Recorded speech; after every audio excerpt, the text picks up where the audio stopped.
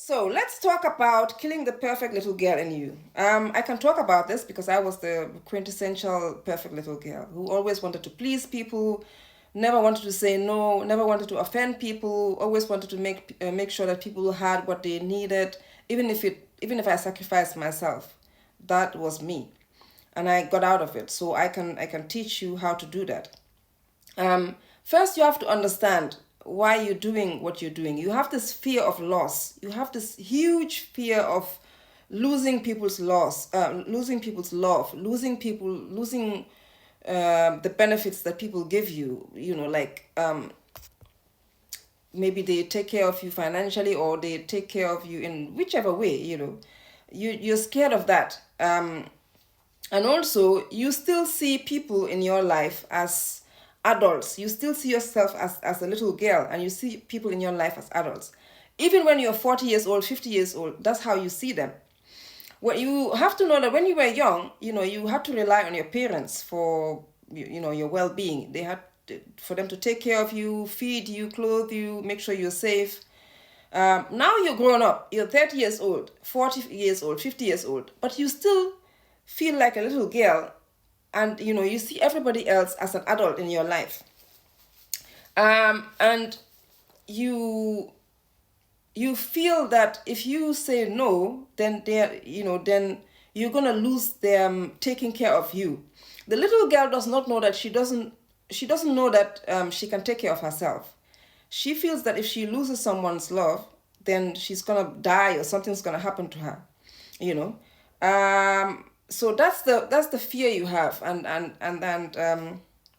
you have to go through that fear, and it's gonna be painful at the beginning. This is another, I don't know whether it's called a disclaimer or what, but this is something that I have to say to people, especially to the young women, middle-aged women that are listening to me. Change is painful at the beginning. You have to understand that you are changing a lifelong pattern. If you've been the perfect little girl, you're the people pleaser all your life, like since you were in your, I don't know, since you were 4 years old, now you're in your 30s. That means you've been doing that for over 30 years or even over 40 years. Now, to change that pattern in you, to start saying no to people, to start acting differently, you're gonna feel like you're doing something wrong. You're gonna feel that pain. So that's part of it. If anyone tells you that you can change without pain, they are lying. Change involves pain. That's why people don't do it. If it was easy, everyone would just change. But it's people run away from that pain. But that's just part of it. If you see anyone that's changed here in the world, they had to go through that pain in the beginning. So you too have to go through that pain. You have to weather that storm. So the first thing you have to do, as a people pleaser, is you have to stop. You have to stop defending not having boundaries. You've done this for so long and you've defended it. At some point, you saw yourself as a nice person, and you defended your niceness. Like, this is who I am, and then you were like, you had this build this psyche up, like this is a good thing. It's like, being this way is a good thing. You have to stop defending that. You have to stop defending that being a people pleaser is a good thing. That doesn't mean you don't do things for people, but you don't sacrifice yourself for people. So you have to stop defending that ideology, that idea that says that me sacrificing myself for people, that's a good thing. That's the first thing you have to stop doing, because that's how this behavior, this pattern in you gets further and further entrenched.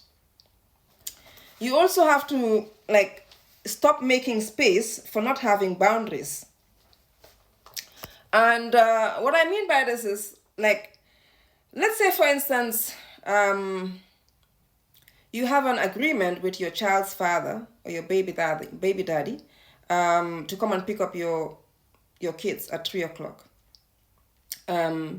Because you want to go somewhere, you have something to do, blah blah blah, or whatever, and he doesn't show up till 5 o'clock in the afternoon, expecting that if he comes, everything is still gonna go the same way that you agreed on. But he's like 2 hours late.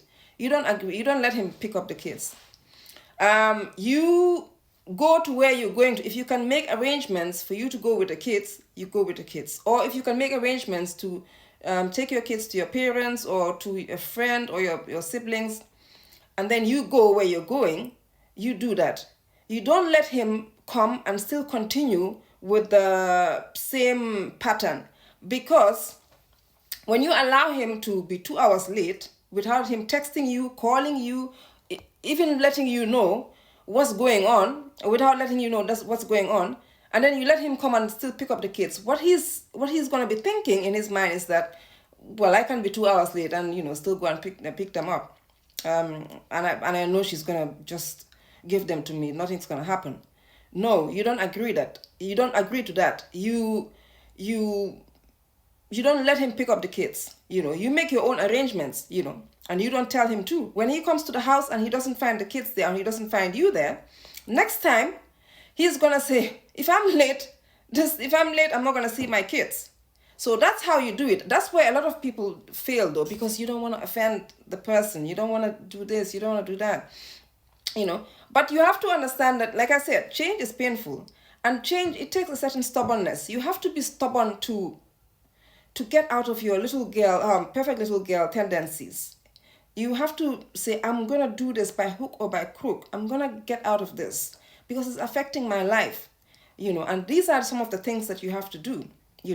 When you make an agreement with people and the agreement is set and they break it without letting you know, and without anything happening, like let's say they are not sick, they didn't get into an accident or whatever, and just assuming that they can break the agreement and just come and then continue as if everything is okay. No, you don't agree to that. That's the first thing. That's also another thing you have to do. The second thing you also have to do, that's how you stop creating space for not having boundaries. The second thing you also have to do is, let's say for instance, you get stood up on a date. You go out on a date with a guy, or you don't go out, like you agree to go out on a date with a guy, and then he stands you up, he doesn't show up. You're sitting there alone. He didn't call you or text you or anything. And then maybe the next day he comes up with a bullshit lie and tells you that, this is what happened. Blah. I don't care what happened. I don't care if his mama died. He can pick up the phone and call you, but he comes up with a cock and bull story and tells you that, this is what happens, expecting that you're going to believe him and give him a second chance. You don't give him a second chance, no. Unless it is something very, very, let's say for instance, he was, the only reason why I would give a guy a second chance in that is if he himself was involved in an accident and he was lying in a hospital, and understandably, if you're involved in an accident, you can't pick up the phone and call him. But even if a member of his family died, he can pick up the phone and call you, or text you, tell you that this is what happened right now, so I won't be able to make it. So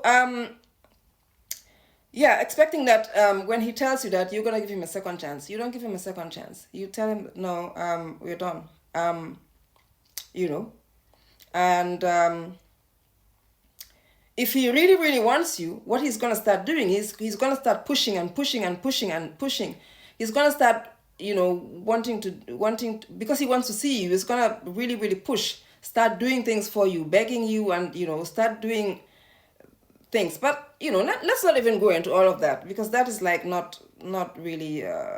You still don't want to be with a guy who's gonna stand you up like that. Because this is all, you're training yourself to set up boundaries, and not let people play with you in that way. Okay? So,